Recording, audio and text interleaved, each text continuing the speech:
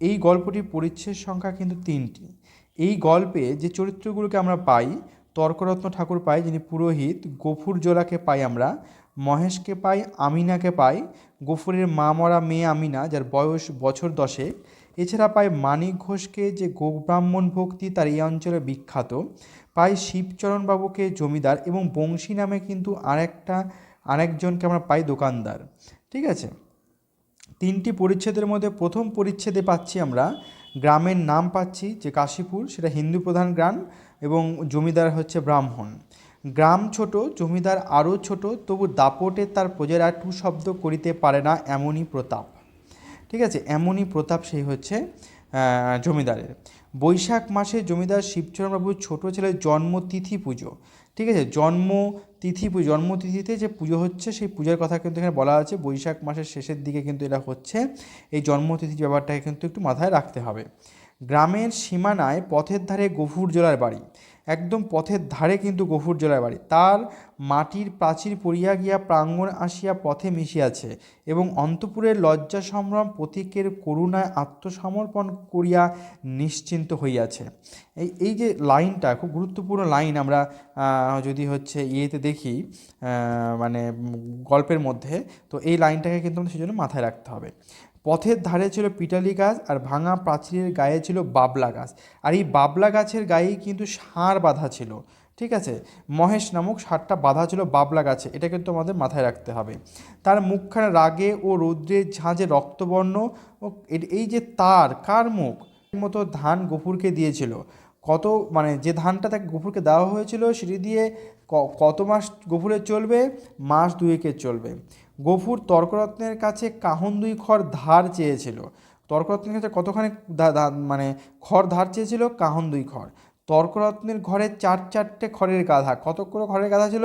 4। তর্করত্নের হাতে ছিল ফলমূল ভিজা চালের পুটুলি।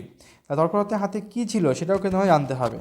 তুই জানিস তোকে আমি কত ভালোবাসি, গফুর মহেশকে বলেছিল। এই যে মহেশের প্রতি গফুরের যে আপ্রাণ মানে ভালোবাসা, সেই ভালোবাসা কিন্তু এই লাইনটার মধ্যে দিয়ে কিন্তু প্রকাশ পেয়েছে। আমরা যদি গল্পের মধ্যে দেখি সম্পূর্ণ লাইনটা, তাহলে কিন্তু বুঝতে পারবো। মহেশ 8 সন গফুরের কাছে আছে, মানে 8 বছর ধরে সে গফুরের কিন্তু সেবা করে আসছে। গোহাটায় বেচে দেওয়ার কথা কিন্তু এখানেই উল্লিখিত হয়েছে, অর্থাৎ মানে গফুর ভেবেছে, তার স্মৃতিতে এসেছে যে মহেশকে যদি বিক্রি করে দেওয়া হয় তাহলে তো তাকে গোহাটা বেচে দিতে হবে, এবং তারপরে তার তো মাংস বিক্রি হয়ে যাবে, অর্থাৎ তাকে হত্যা করা হবে। এইটা গফুর চায়নি, কারণ গফুর ভীষণভাবে মহেশকে ভালোবাসতো। এই গল্পের কেন্দ্র চরিত্র কিন্তু মহেশ। একটা অবলা জীব কী করে একটা গল্পের কেন্দ্র চরিত্র হয়ে উঠতে পারে, এবং এই গল্পটা কতটা মানে গভীরে গিয়ে মানে মানুষের পাঠকের হৃদয়ে আবেদন সৃষ্টি করতে পারে, তা কিন্তু শরৎচন্দ্রের এই মহেশ গল্পটি পড়লেই কিন্তু বোঝা যায়। আচ্ছা, এই প্রথম পরিচ্ছেদের শেষের দিকে আমরা দেখি যে পিতলের থালায় আমিনা পিতার জন্য শাকানো সাজিয়েছিল, পিতলের থালাটা কিন্তু। ঠিক আছে, আর আমিনা নিজে নিয়েছিল শানকিতে। শানকি মানে কিন্তু মানে মাটির শানকি, কিন্তু মাটির মানে ছোটো থালা। শানকি মানে কি? শানকি মানে ছোটো থালা, এটা কিন্তু আমাদের মাথায় রাখতে হবে। ঠিক আছে, এই হচ্ছে প্রথম পরিচ্ছেদের ঘটনা। এবার দ্বিতীয় পরিচ্ছেদে যে ঘটনাটা তোমরা পড়েছো জানোই, সেইখানে দেখো দ্বিতীয় পরিচ্ছেদে আমরা কী কী তথ্যগুলো পাচ্ছি। 5-7 দিন পরে এই পরিচ্ছেদের ঘটনা কিন্তু শুরু হচ্ছে। ঠিক আছে, মহেশ কাল থেকে ঘরে ফিরে নাই। মানিক ঘোষরা মহেশকে থানায় দিয়েছে, দরিয়াপুর থানায় দিয়েছে। বংশীর দোকান পিতলের থালা বন্ধক রেখে 1 টাকা নেওয়া হয়েছে। বছর 2 মধ্যে সে বার পাঁচেক, কতবার? বার পাঁচেক এই থালাটা বন্ধক রেখে 1 টাকা করে কিন্তু চলে যায়। আর মহেশকে বিক্রি করতে চাওয়ার যে অপরাধ, সেই অপরাধে জমিদার শিববাবুর কী হয়, সামনে 2 কান নিজেকে মানে নিজেই গফুর ধরে কিন্তু সে ক্ষমা চায়।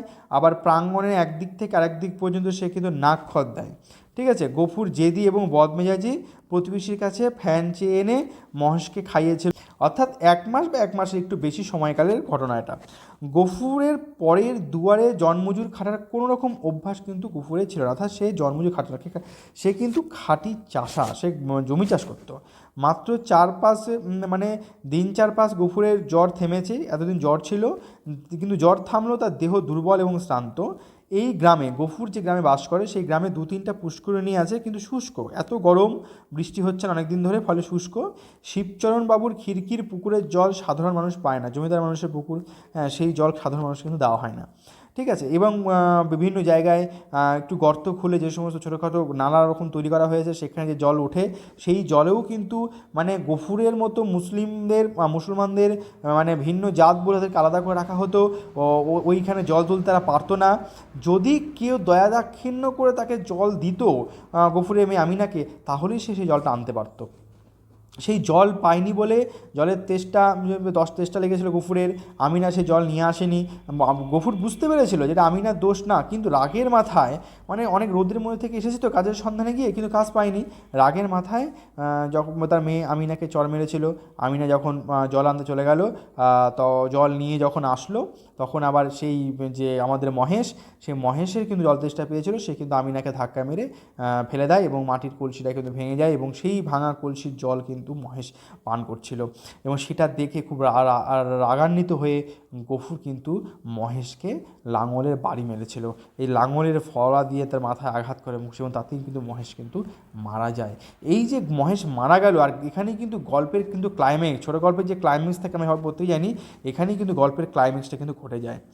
মহিষের অপরাধ হচ্ছে জমিদার প্রাঙ্গণে ঢুকে ধান শুকাইতেছিল, তা ফেলিয়া ছড়াইয়া নষ্ট করেছে, আর বাবুর ছোট মেয়েকে ফেলিয়া দিয়া পলায়ন করেছে। এটা ছিল হচ্ছে ওই মহেশের অপরাধ।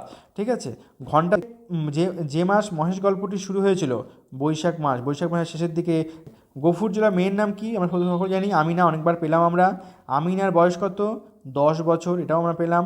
মহেশ যে গাছে বাঁধা ছিল, জাম গাছ, শিরীষ গাছ, বাবলা গাছ, বকুল গাছ, আমি একটু আগেই বললাম। গফুর যে পরিমাণ জমি ভাগে চাষ করতো, 4 বিঘা। গ্রাম ছেড়ে গফুর রাতের অন্ধকারে যেখানে চট করে কাজ করে যাচ্ছিল, ফুলবেড়ে চট করে যেতে চেয়েছিল, তাহাকে অত্যন্ত তীব্র চক্ষু দিয়া পর্যবেক্ষণ করেছিল। কে পর্যবেক্ষণ করেছিল? জমিদার শিবচন্দ্রবাবু, বংশী, তর্করত্ন, না একজন বুড়ো গোছের মুসলমান?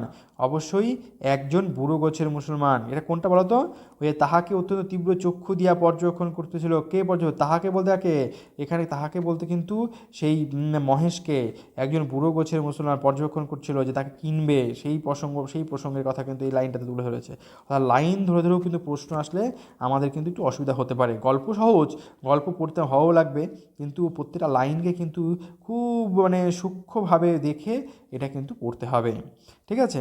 তো এই হলো আজকের মহেশ গল্পের আলোচনা।